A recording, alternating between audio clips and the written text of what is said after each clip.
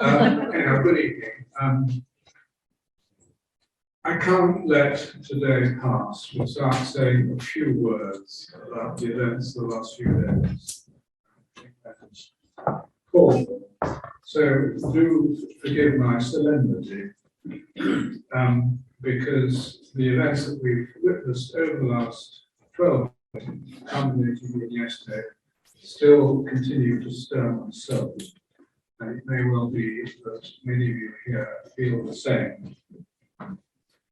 I continue that on behalf of the Pakistan Society, a message of condolence was sent to the King and his family, lamenting the Queen's death. It was sent, Mahmoud and I got together and arranged this, it was sent within a couple of hours of us hearing the news of the Queen's holiday. Well, now that the period of official mourning has passed, we intend to send the King our good wishes as he takes on the daunting task of reigning the country and following in the footsteps of his formidable mother. For me, it's particularly emotional because I remember when the late Queen came to this room and was crowned. So she's been a constant in my life throughout the whole of the 70 years on the throne. I mention these matters not only out of respect for the late Queen, because her passing from us followed, as it happens, by this evening's event, only a day later, has a certain relevance, and I want to mention that. First, and I hope this doesn't sound too emotional, mortality and the chance to mourn and reflect on life's vagaries, on what has been and what might have been, as we do in relation to the Queen, has, I regret, an echo in the terrible floods that have devastated so much in Pakistan. I am sure that each of us, in his or her own particular way, whether by acts large or small, is helping to alleviate the terrible suffering for which we have heard. So we, I'm sure all of us, bear in mind what's going on in Pakistan as we think about this evening and as we live our lives over the next few weeks, because the suffering there is going to continue for a long time. The second relevance of the Queen's death and our meeting today is, as Mahmoud has mentioned, is exactly a year since the Pakistan Society had its last in-person meeting here in the High Commission. And on that occasion, it was to recall and celebrate the life of our recently deceased brother patron, the Duke of Edinburgh. Fate plays strange tricks, does it not? We find ourselves marking the Queen's death at this, our next in-person event. Very, very strange. Thirdly, I think all of us experience this rather strange feeling that when somebody close dies, it's only then that one realizes the measure of one's loss, not least all sorts of things that one wished one had asked and failed to do, the things that one had hoped to do but didn't. And I think that probably has some sort of a relevance to the conversation that's taking place this evening. Just to say this, in addition to what Mahmoud has said, we're very fortunate to have Muniza Hashmi, who needs absolutely no introduction, in conversation with Victoria. Victoria, you will know as a long-standing member of the Pakistan Society and somebody who has contributed, taken part in events regularly over the years. So it's excellent that we have them. Now, I'm not going to say any more because they will have a lot to discuss. Just want to say this.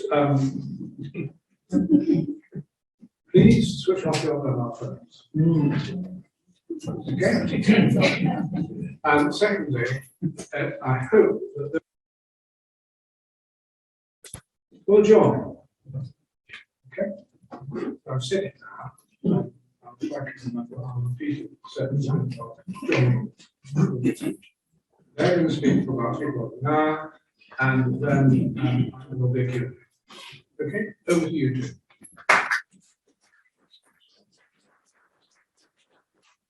Thank you very much, Sir William, and thank you also, Mahmood, and thank you all for coming. It is wonderful that we are here, back again in this very familiar and magnificent room.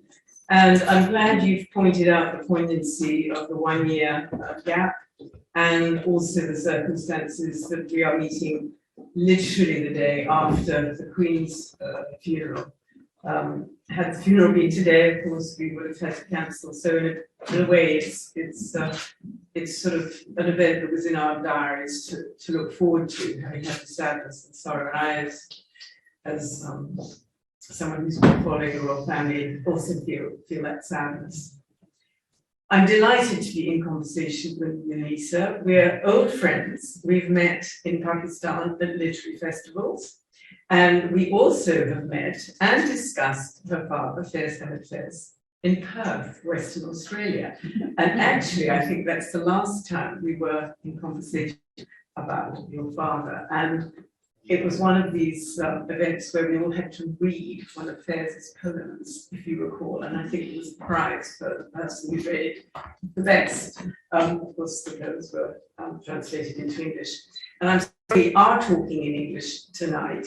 But we are going to have a reading in Urdu because, of course, Faiz Ahmed Faiz's forte was his poetry in Punjabi.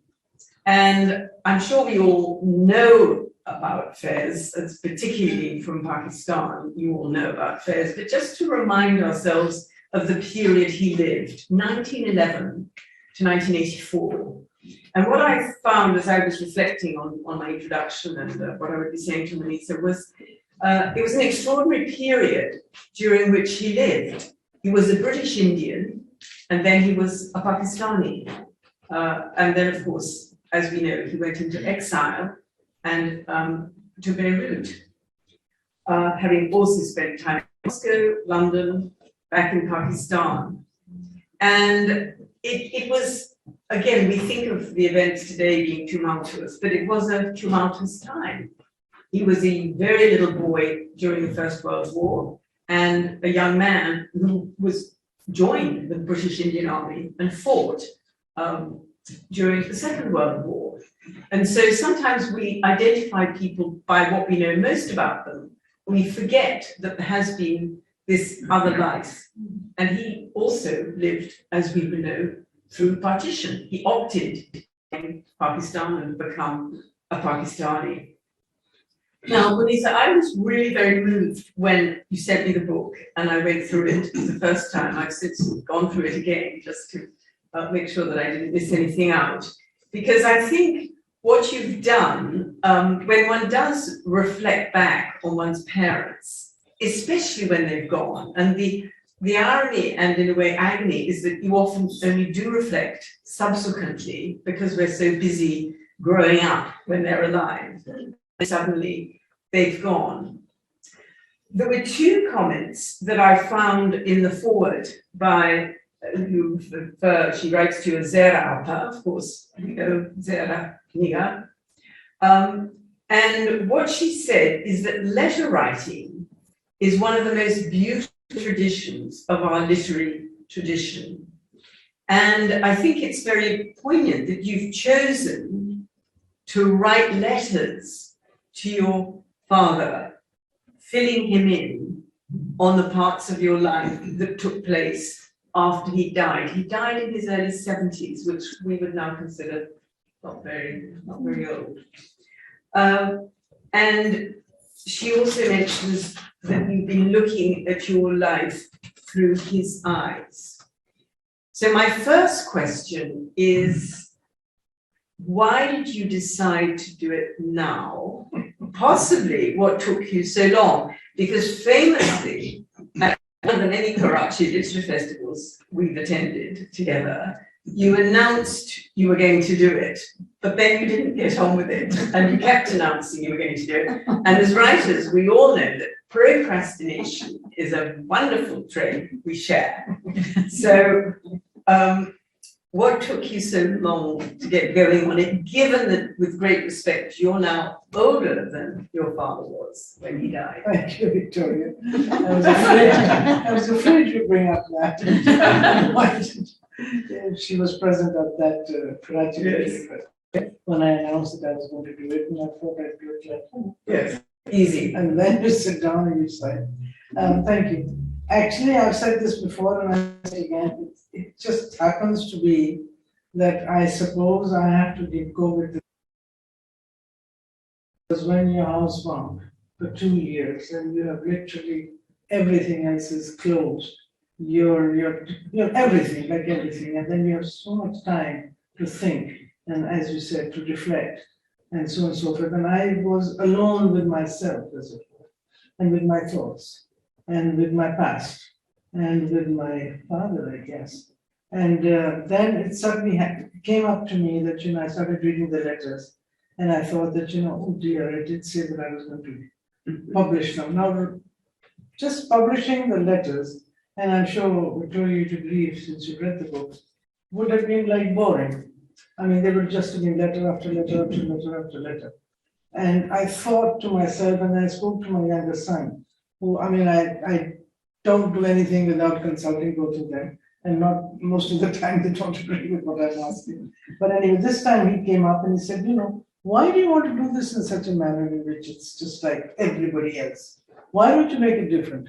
I said, how do I do that? So he said, you've always been complaining that, he was never around, you were busy, he was traveling, you were traveling, and I got married, then I had children and all of that, and then life in Pakistan is sort of goes up and down a lot of the time, and I was in television, so I had a lot of responsibilities otherwise. So he said, why don't you write to him all those things that you never could share with him? And that sort of triggered me off. Something happens with me is I would not like to call myself an author. I will not be that presumptuous. But certainly sometimes when I start thinking, then waves just continue, and that bug just stays with me until actually I find some way in which I can actually express it. And then COVID happened. And and I had two wonderful, wonderful granddaughters who I sat them down. They were just as bored as I was. And I sat them down and I said, okay, Kenny, they're going to get to work. And they were so delighted firstly that they were going to have something to do, I think. No, to stay home from school. Oh, I see. They didn't realize that they were going to put 2 hours. Oh. So then we started sorting out and so on and so forth. And they helped me tremendously. Those of them. Well, you've acknowledged your grandchildren. Yes, God bless them. They really were. And they kept saying, who is this? Who is this? What is it? So for them, it was also some kind of a journey. It was an entertainment, it was a journey, it was spending time with me. So kind of that's the way it happened. And then I also write, Victoria, the way I can go days without writing. And then a title will come to me, and then I just continue for a couple of days and stop. And I have this very, very bad habit of not reading what I have written. I ask my friends to do that, and wonderful friends who've done that.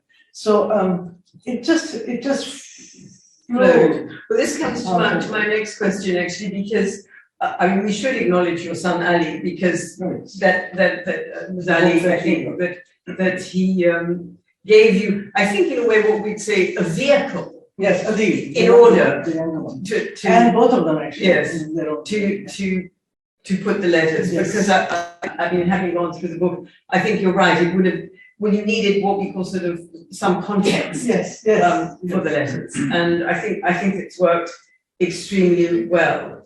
But my next question is, it's thematic. It's not chronological. There is an element of chronology because we get Kabul before, or Kashmir, for Yeah. example. But it's really thematic in terms of the issues you would particularly like to have discussed with your father. And I mean, some of them are slightly quirky. I want you to talk about the asking for money section. There are a couple of people here somewhere in the audience who were my classmates when I was in college. And they know exactly what I'm going to be talking about. Nazi, you can raise your hand if you want to raise it. Okay. So this thing about, being in what we call the household, I suppose you understand that. And then always being short. I mean, aren't children always short of money, period? So that, and then my mother, God rest her soul in peace, was the keeper of the bank, as it were. And she was a little difficult and to persuade to have extra money. And my father, somehow, I probably think that maybe he had this, perhaps this feeling that he wasn't, what is that we do for our children that we think will make them happy. What makes them happy? Money. You want this? Have this. You want this? Have this. So he would just write it. So there's this, obviously, this constant letters.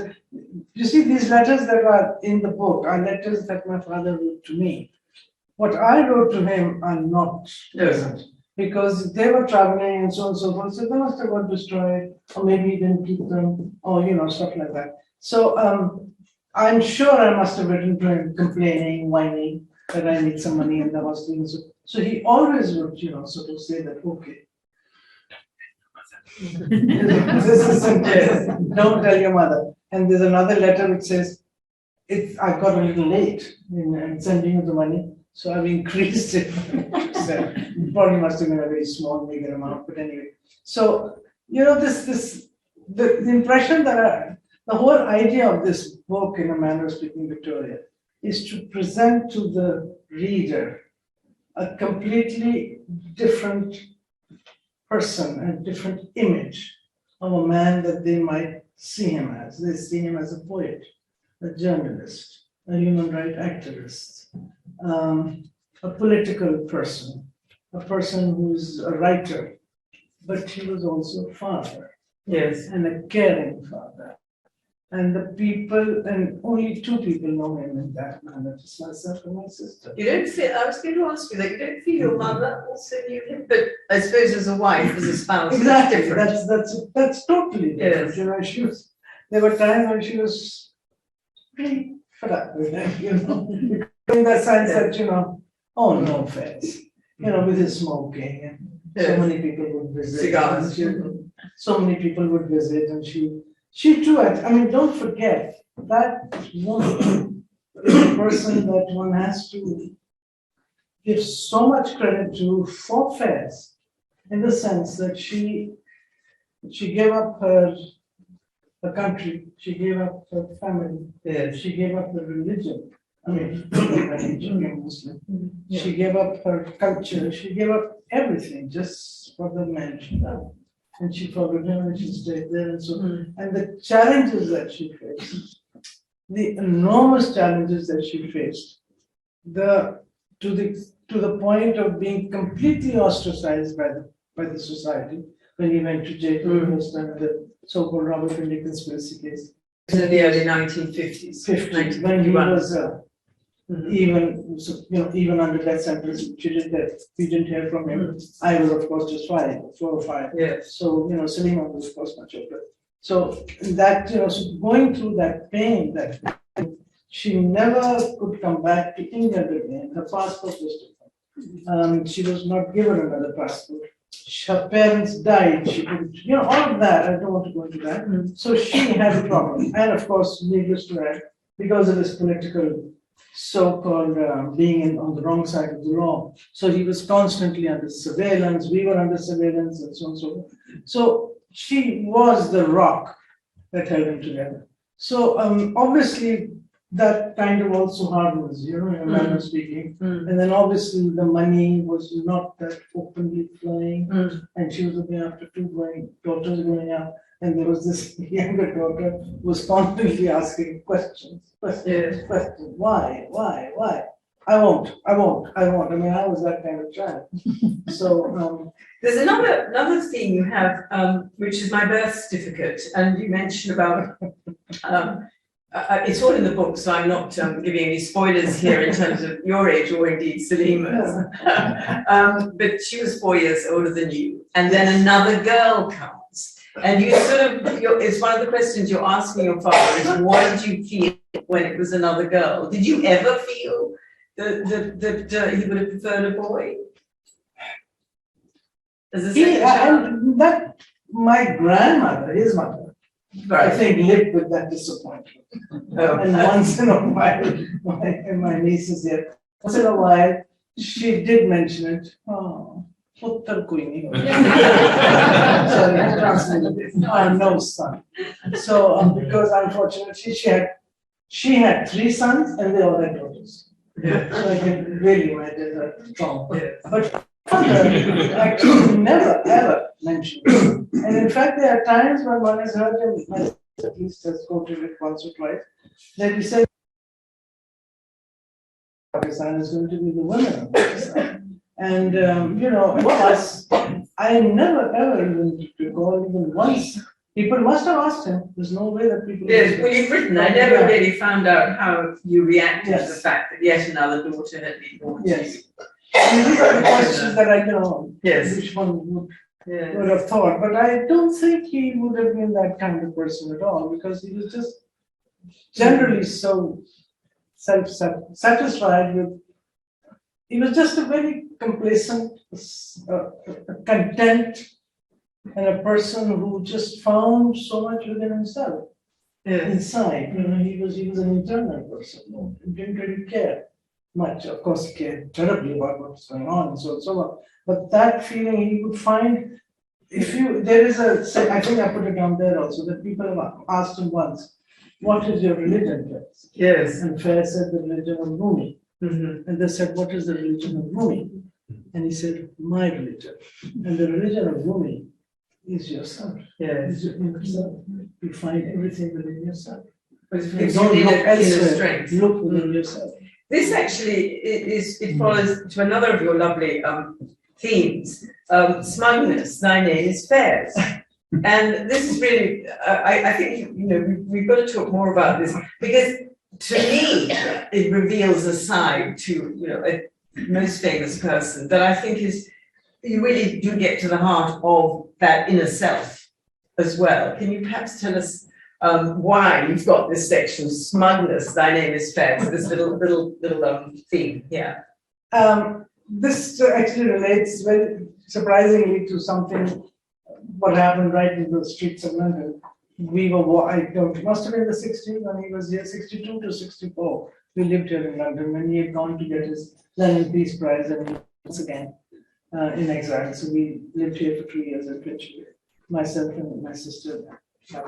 And we must have been walking, probably that time, we were walking down the streets and somebody just stopped him and sounded. And then he was just salam and walked on, and I said, who's that? He said, I don't know. So I said, but you salam him. And he looked at me and said, well, he knew me. So that kind of was, he was a really very, very humble person. People who know him know that. There was a humility within him. He knew what pleasure it would bring that person to be salam. But, yes, exactly. That also.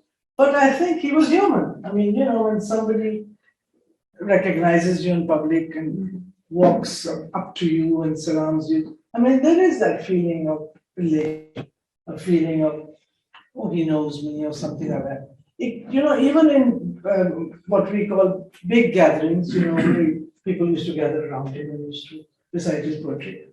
Even though you could see from his face, when people would praise, this is how we do it. You recite the poet, and then everybody says, wow, wow. That. There was always that feeling, but I could definitely judge that there was this feeling inside, this inner feeling of glee, yes, that they've actually got what I meant, that they've understood it, and I did it.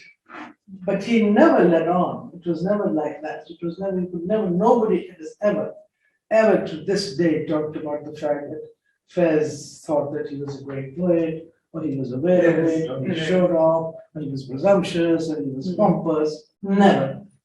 All the time he would, there is an Urdu saying, way of addressing, in English you say I, Mm.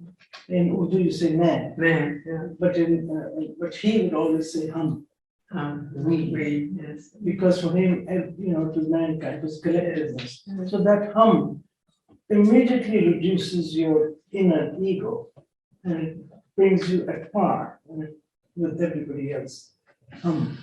So you Yes. just feel that there is a softness, a Yes. humility within the Yes. person. So he did have that, but I think he was still human and he enjoyed praise. He enjoyed people singing his poetry. He enjoyed being recognized. When I say enjoy, I don't mean it in that sense, but just a feeling of self-satisfaction that I have done something Which others can appreciate. which others appreciate, and I just got through, like, they understood it. Yes. And then you read it in his poetry. Unfortunately, in the translation, you lose it. But when you read the poetry in Urdu, you realize the emotions that come out of that. That this, because there are poems of his which are hard hitting, which hum dekhenge, lazim hum bhi dekhenge. They're hard hitting, and yet they're soft poems. So he had that. He was a pretty both ways kind of person. And you can never imagine a man so soft as he was. He never raised his voice. I have yet to know anybody, and I have spent 70 plus years talking to people. Nobody has told me about his raising his voice, Yes. about his ever being at all nasty, abusive, anything like that. So, but how can that not hurt you?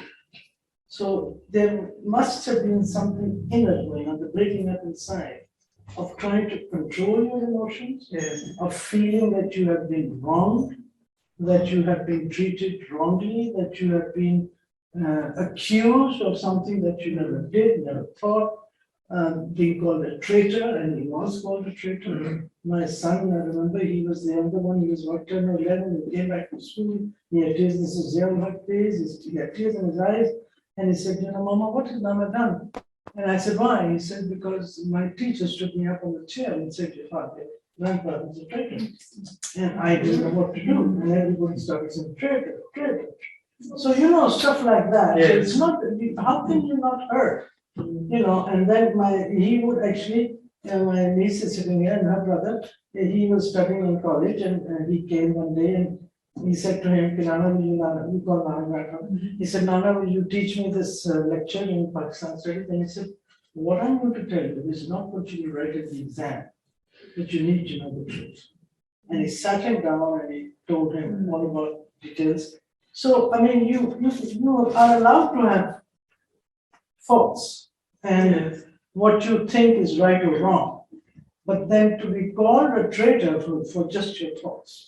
Do you Just think, really Munita, that the poetry in a way was also an outlet for him because of that? Absolutely. I think that all It of was so that bottled beautiful. He was inside, able to he was create able something to beautiful. say it out. Yes. To express himself and to say what he wanted to say, except that he could not otherwise because that was Yes. blocked. One But it after was the other. within poetry. Exactly. he expressed Bol himself. ke laaz aate. Yes. So, speak Mm. for the, so he definitely had that, he had that way of expression. Yes. And I think he was perhaps one of the very few people, still remember now, 34 years this year, a person who can still be quoted. Literally, I mean, you stand outside and you speak a couple of words. So, I mean, this is I think, the genius of a Yes. man before his time. And a man Yes. that And a man who continues. had, I think, suffered as Yes. well. It's And it continues, because these words, there are also people who say that these words will always continue. They make sense. They Yes. always touch Well, that your is heart. his contribution for Yes, it. yes. Which brings me to my next sort of, the chapter of your book and the next theme is you've talked about the linkage of names and that you, because of him, have gained respect, love, admiration, even adoration, because you're the daughter of Fez. But do you write poetry? You also write poetry, you see, because people might, and that's another chapter title. Do you write poetry? Yes, I mean, my mother said this once, and she said, no, one poet in the family. And then I would say, well, if you write poetry, you have to write poetry, then you have to write better than that, right? And Yes. there's no point. Yes. Yeah, no point. So no, I don't write poetry. Yes, there are, But people might Wonderful assume people, that you actually absolutely. do. Yes. yeah, because you have wonderful singers who Yes. sing, Yes. because their parents were singers or their fathers, whatever. But no, poetry is not something like, I'm not.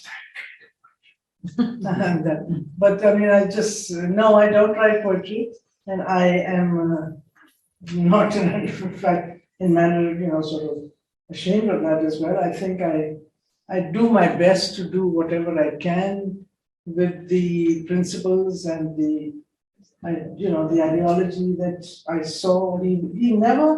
Victoria, he never sat us, and I'll say with my sister, he never sat us down.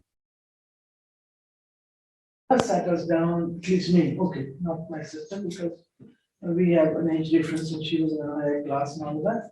But there was no question of say, don't do this, don't do this, do this.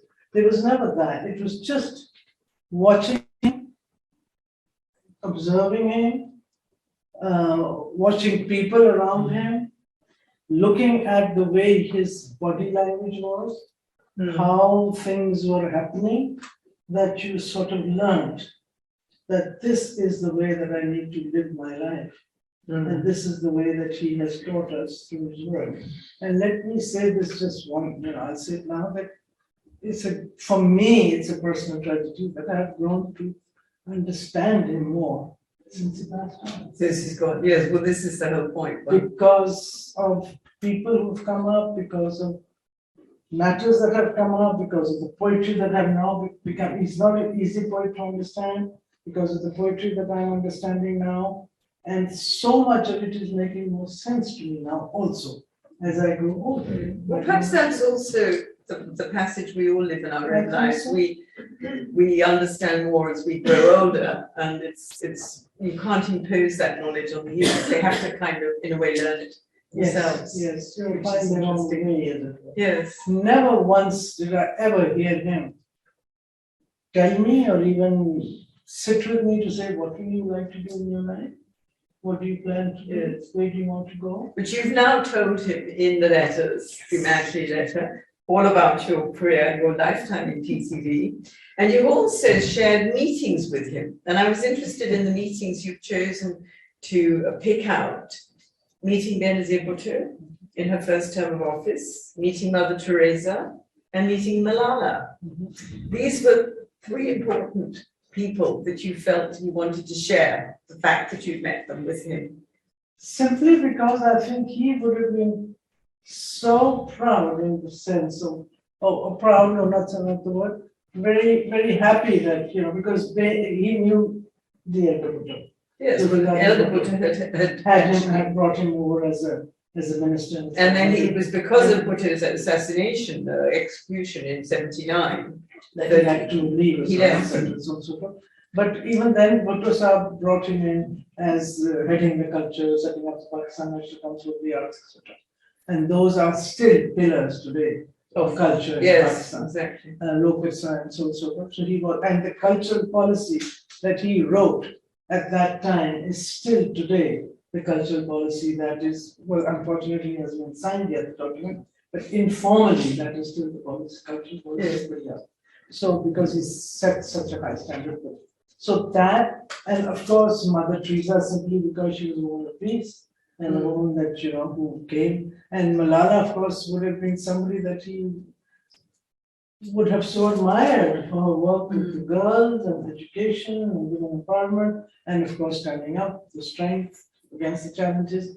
And she speaks so highly, learning from him and so on and so forth.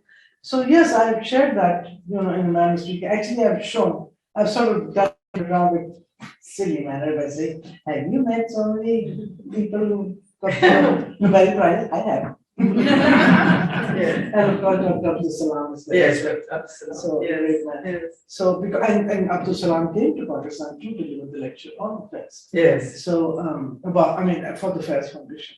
So, yes, these are just silly things that I think a daughter wants to share with her parents or something. Well, that's what's And rather becomes charming. famous. It's not too manicured. I mean, you say, I think we might, if it was too perfect, we would, it rings true the way you've written it, because it's as we might talk to our own parents. And I think that's, again, something that we like in life is something you can identify with, and which I can identify with, even being not Pakistan, but I can identify, having a similar conversation perhaps with my father about, I've met so and so. Yeah, I met this really famous person.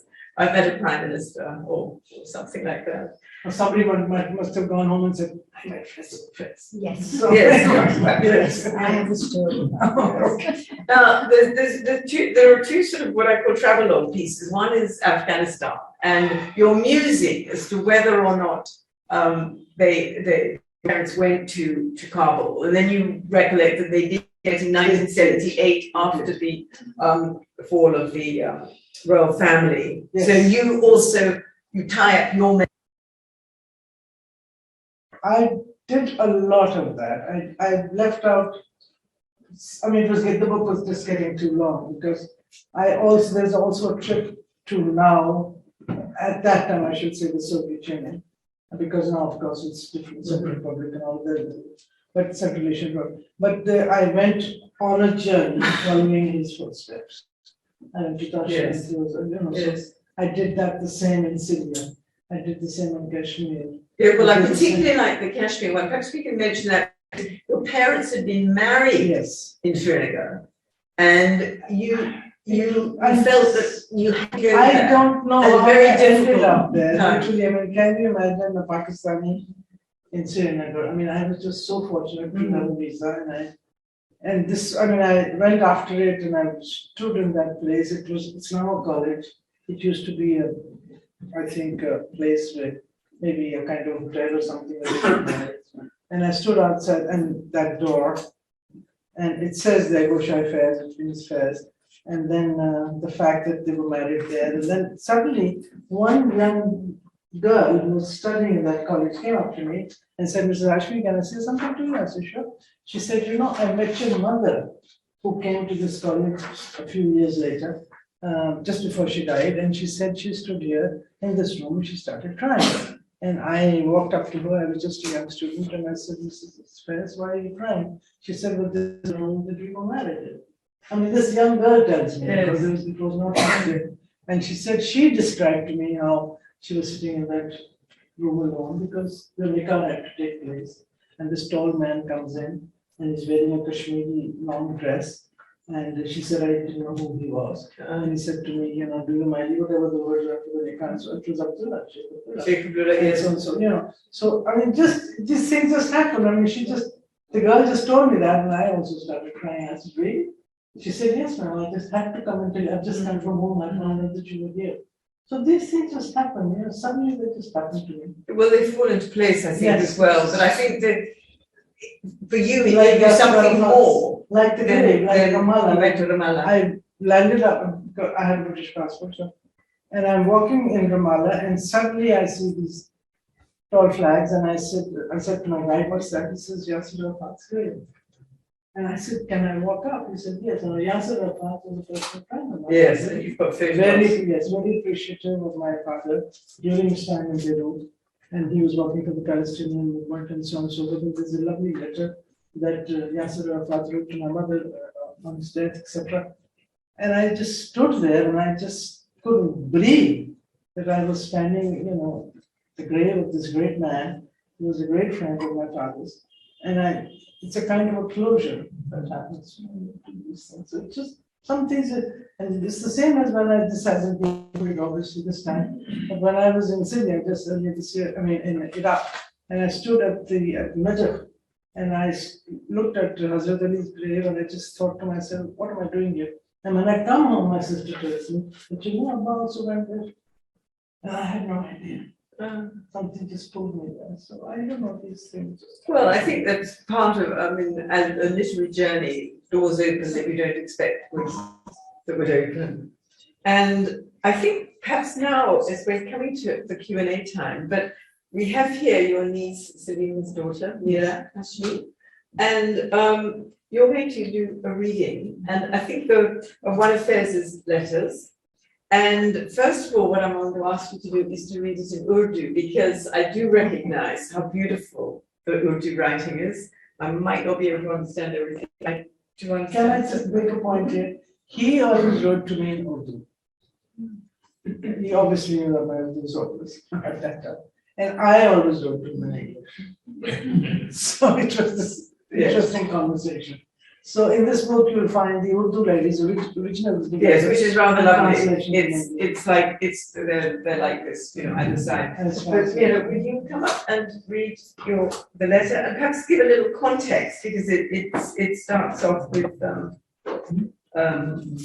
talking about office problems. So he's obviously responding to one of my niece's letters. Complaining. You're on the mic. Yes, yes. I think so. Thank you. Let's keep it in front, please. Before I do that, you know who was with your mother, my grandmother, on that trip to Kashmir, in the library where they had been married? Was. Me. You. I'm just going to say that was you. Right. So I'm going to read a letter which my Nana, I still find it very strange having to refer to him as Faiz, because I never called him that in my life, obviously, but I do try sometimes. He wrote this letter to my father from Beirut in Lebanon, where he was in exile, self-exile. And I think this must be in reply to something you complained about, office problems.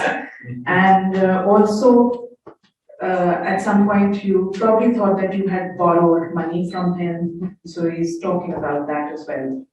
This is 1980. So This is 1980. We should yes. say just 4 years before. Just 4 years before he passed away. And I think the letter is so, it's lovely because it reveals a lot about him as a person, especially his sense of humor, which a lot of people still refuse to believe that he had. He could be very, very funny. And he made a good joke and often also a body story. And I think that it shouldn't be surprising at all, because, you know, when you feel so deeply at events around you and people around you, which he did, and I think most artists do, you have to have a sense of humor. Otherwise, there would be only despair, and he certainly was not born to despair. So I read it out in Urdu first. प्यारी नीजू, तुम्हें एक खत लिखा ही था कि तुम्हारा दूसरा खत आ गया, बहुत खुशी हुई। दफ्तरी दर्द सर का तो जैसे मैंने लिखा था कोई इलाज नहीं, जहां तक हो सके हमारा ऑफ स्विच वाला नुस्खा इस्तेमाल करना चाहिए। इससे भी अच्छा नुस्खा मरहूम मलिक फिरोज खान मून का है, लेकिन वो शायद सिर्फ बड़े अफसर इस्तेमाल कर सकते हैं। वो नुस्खा ये है कि जब हम दिल्ली में थे तो मलिक साहब वाइसरॉय की काउंसिल के डिफेंस मेंबर थे। एक दिन मैं और बड़े बुखारी दफ्तर में उनसे मिलने गए, देखा कि मलिक साहब की मेज पर एक भी कागज नहीं है और वो हाथ पर हाथ धरे सिगार पी रहे हैं। बुखारी साहब ने कहा, मलिक साहब लड़ाई हो रही है और आप डिफेंस मेंबर हैं, आपको कोई काम नहीं है। मलिक साहब बोले, काम था ना पूछो, जिन्ना करो उन्ना ही बनता है, ऐसे करना ही नहीं, कभी नहीं। बच्चों की इम्तिहानात से खुशी हुई और तुम्हारे और अपने घर के बागों पर बहार आने से। अगरचे इसके तसव्वुर से दिल उदास भी होता है, लेकिन इतनी तस्कीन के कभी आकर देख भी लेंगे। और ये एहसान चुकाने की क्या बकवास है, जैसे हम तुम कोई अलग अलग चीज हैं। हमारा तुम्हारा एहसान यही है कि हम प्यार करते हैं और खिदमत करने की जरूरत तो शायद जब पड़ेगी अगर और 10-20 बरस जीना पड़ा और हाथ पांव जवाब दे गए, फिर तो हम गांव चले जाएंगे जहां मिरासी हुक्का भरेगा और मिरासन पाया करेगा। सबको बहुत सा प्यार।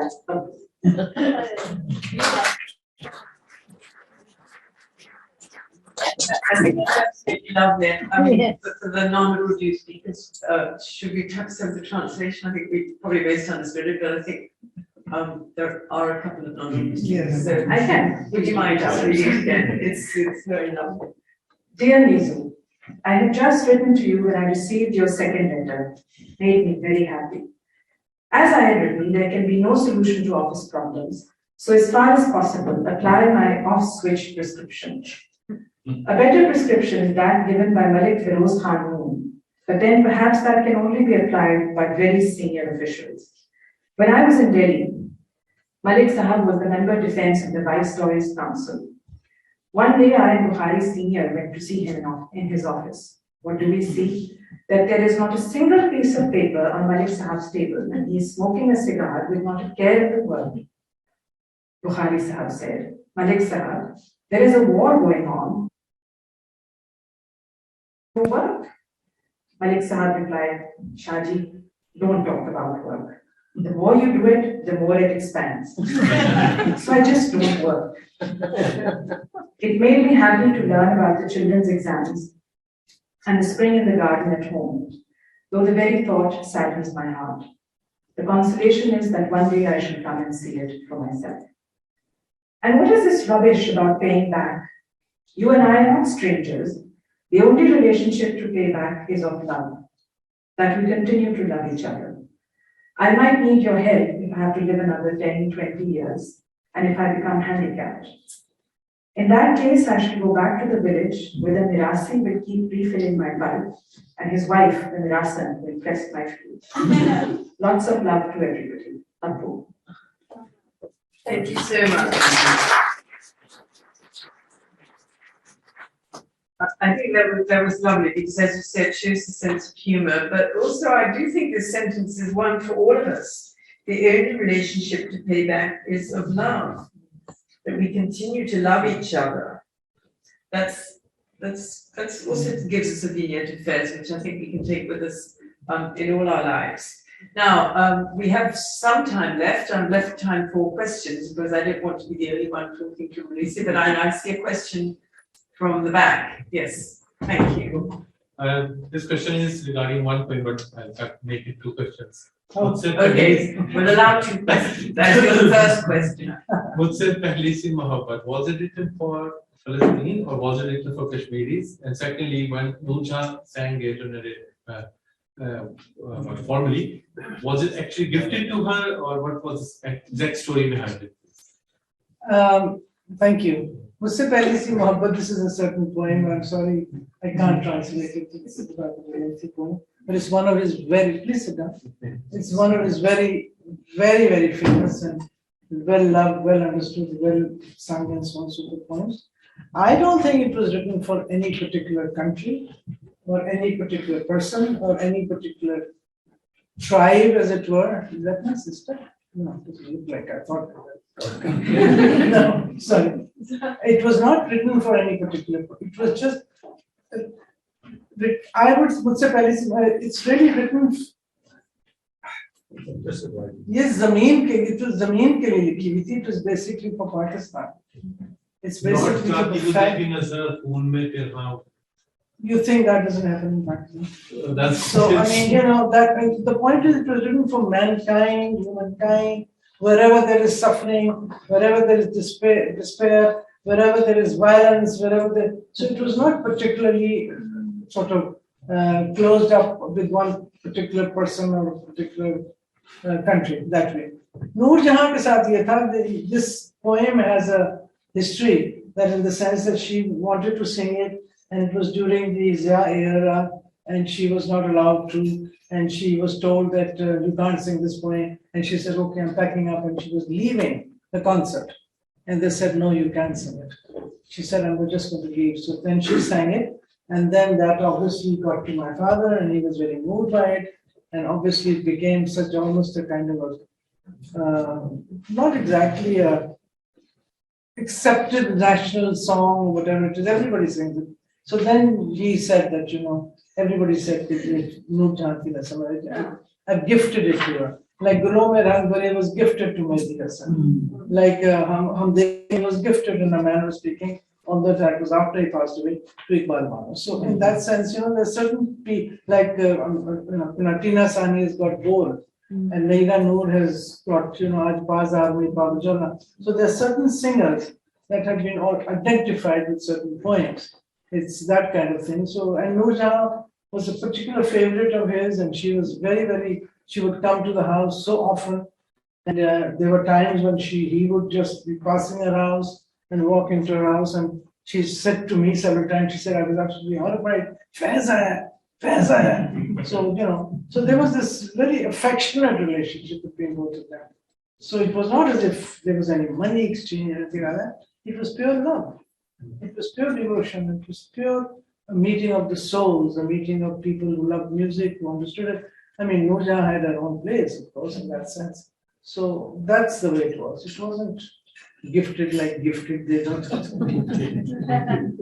Yes, thank you. Yes. Well, in this, sorry. Yes, yes. Yeah, in the same vein, would you think that there is cultural appropriation of fairs for the wrong reasons in the country? That you see, Sorry? well, there's appropriation of fairs generally in the country for the wrong reasons. I mean, they're probably not listening to the message that they. I'm not sure how I should answer.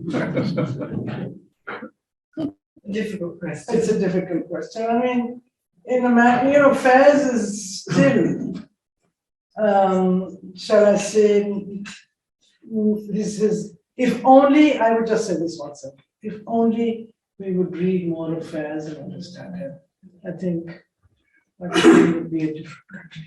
If we could only understand what he's actually trying to say, actually trying to put across the spirit, the message of peace, the message of love, the message of human kindness, the message,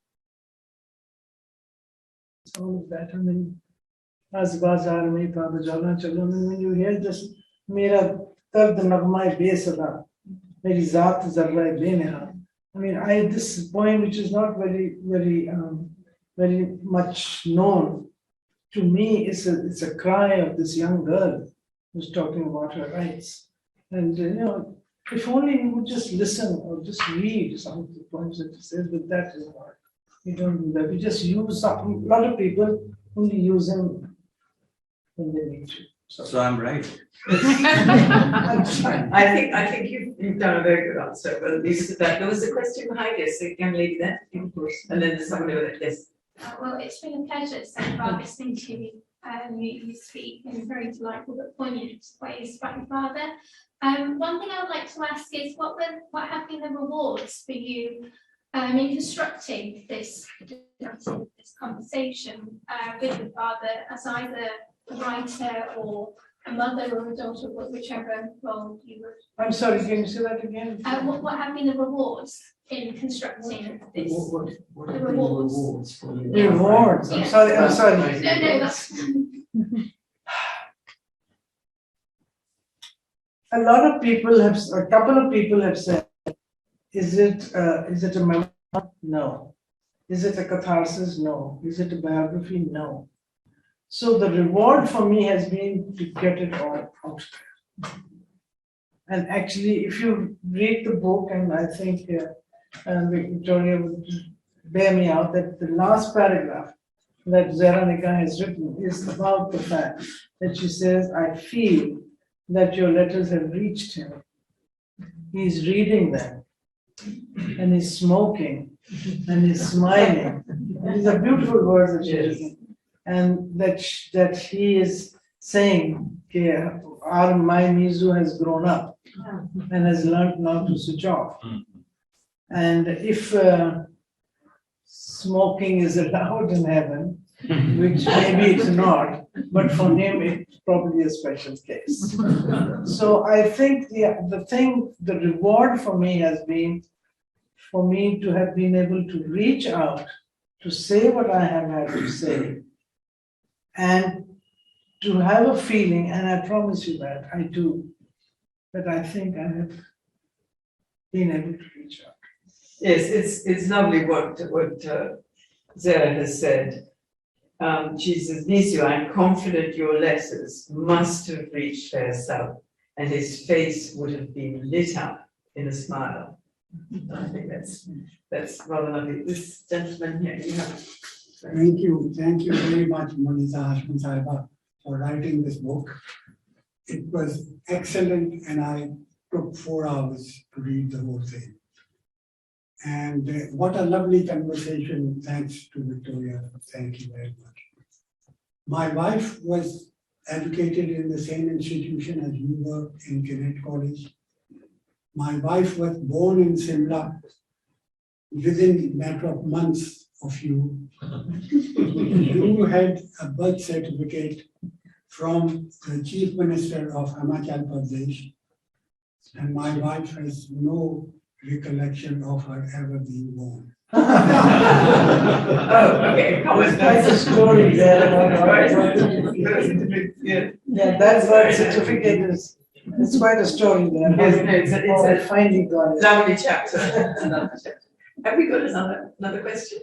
Sure we have. Oh, there's the gentleman here and then the gentleman back. Thank you. Yes, yes, sir. Do you think that we've actually, as a society, regressed? It's a political question. Can you embellish it a little bit without getting political? I think we should be honest with ourselves.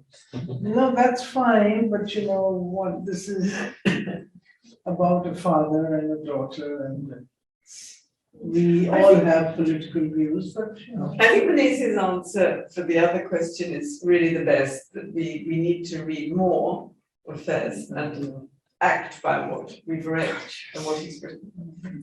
I think. The young man at the back, yes. First of all, thank you so much for giving this talk. I would like to know, did Fez predominantly look up to Pakistani poets for inspiration? Did he look towards foreign poets for influence? The last chapter is conversation Yes. I never had. My father question I never asked. I do not claim and to be an academic or someone who could actually say that I know too much about poetry or literature. I am very ashamed of the fact, but the fact remains that that's the way I am. So I wouldn't really know.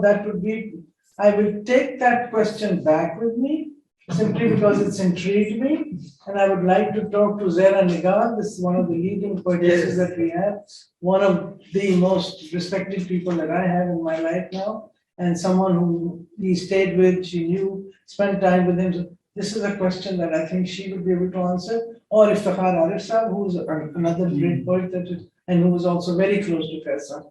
So I think this is an interesting question that I'm going to take back with me. I'm sure he was, of course, he was extremely respectful and extremely humble and enamored by Allama Iqbal. He always said, these are words that I have heard him say, and I'll say it in Urdu and then I'll repeat it. Bhai, hum to kuch bhi nahi hai. Apna shayad to Iqbal the, saying that we are just, Iqbal was the great poet. And there's no doubt that he held him in high regard, that I know. And he would quote Ghalib, and he would quote Hafiz, and he would quote Mir. So there's that too, there's no doubt. But the Western poets, I need to go and ask maybe my sister, who's not slightly, terribly more educated than I am, and with the others to find out. But I know that he was definitely totally enamored by the other great poets of the subcontinent. Thank you. The gentleman there, thank you. Thank you very much. That was really inspiring. I just had a question. Do you believe that he was sort of spiritual or religious? Because a lot of his, is insightful in his words are relating to people that are quite close to religion or spirituality? Fairs, for people who don't know here, maybe, Fairs did start learning the Quran by heart. He went up to 4 siparas, and then of course, as a young boy, obviously, and then he couldn't continue because his eyes gave up and so on and so forth. He was, I will not call him, in a manner of speaking, a practicing Muslim. He would say his prayers, Eid ke din, on Eid, that all of that, but he did his masters in Arabic, and he was certainly a man who sort of was very much on a completely different spiritual level than so many of the others, but he was So not. Sufism.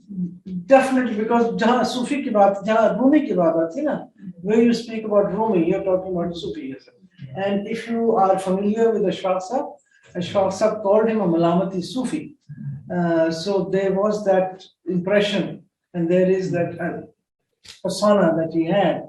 And Ashfaq Sahib to some extent even said, and I'll say this in Urdu and I'll translate it, कि अगर रसूल पाक के ज़माने में कोई लड़ाई होती तो लोग कहते जाओ, वो कहते जाओ फैज को बुला के लाओ, फैज ये आके बात करेगा. So that the impression that he was the, and there is that in the times of the Prophet, if there was ever any disagreement, they would have called for fast because he was a man of peace. And I have heard that's written also by Poshni Sahib in his book. Poshni was one of the prisoners in the conspiracy case, and that he wrote. He said that every time there was an argument or there was some, because in close confinement people can get tense and angry and so on and so forth. It was always Faiz who was called on to ask to come in and to also explain to us why we shouldn't fight, what's wrong with it, and so on and so forth. It was not just that. So and of course the man had an amazing inner peace himself, so that way it is.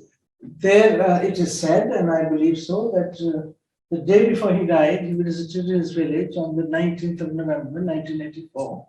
He went to the village, he said his prayers in the mosque, and he came back and he felt sick, and the next day he died. Now that you can say could be a coincidence, of course it could be a coincidence, but there's another way of looking, whatever you want to. So there's no such thing as saying that he was the kind of Muslim or the kind of Muslim that you would see, that. But there was a belief inside. That's what I would like to believe, that he was, and internally. Again, questions I never asked him. Yes, there is a section here which is questions you didn't ask, and there's rather a charming. You go up to sort of modern times. We're talking about the coronavirus, of course, which brings us back full circle to you wrote this book during the lockdown period, where you've written, I miss you, Abu. Can you lift that curtain once in a while and come back?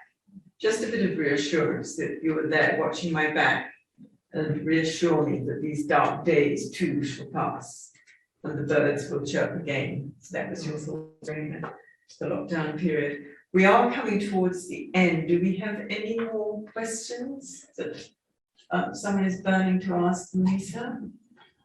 Yes. It's not a question, I want to share a memory. Okay. We had an Oxford poetry workshop for many years, and we were translating Arabic version of Turkish Sufi poetry. And we needed the anthology, and he very kindly sent us a whole anthology, 300-400 pages, Urdu version, which we translated. That eventually led to the Festival of Islam.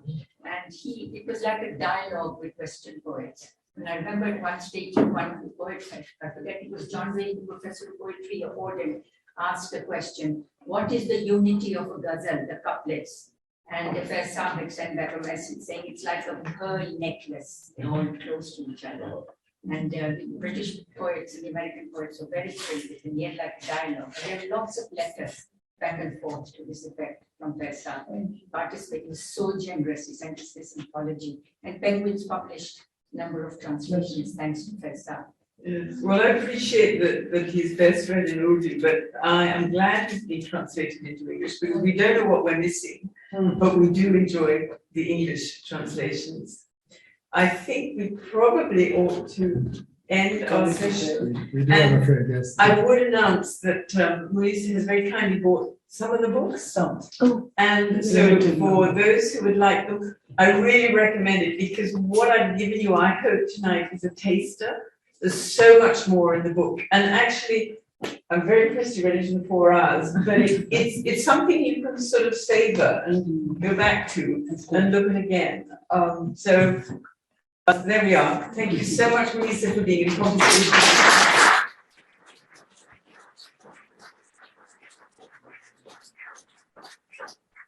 But I thank you both. I speak as somebody who knows little about speech power. So this has been very educative for me. The impression I had is that he was greatly revered, but somewhat misunderstood. And that what you've given us this evening is a peek behind the scene, where you have described the man that you knew. And I think your great joy is the feeling that by going through this process, writing these letters, you have, I think as you put it, reached out to your father, and you have the satisfaction of feeling that in so doing, you have been understood by him. Would that be right? So, just through listening and talking, that's the impression that you convey. And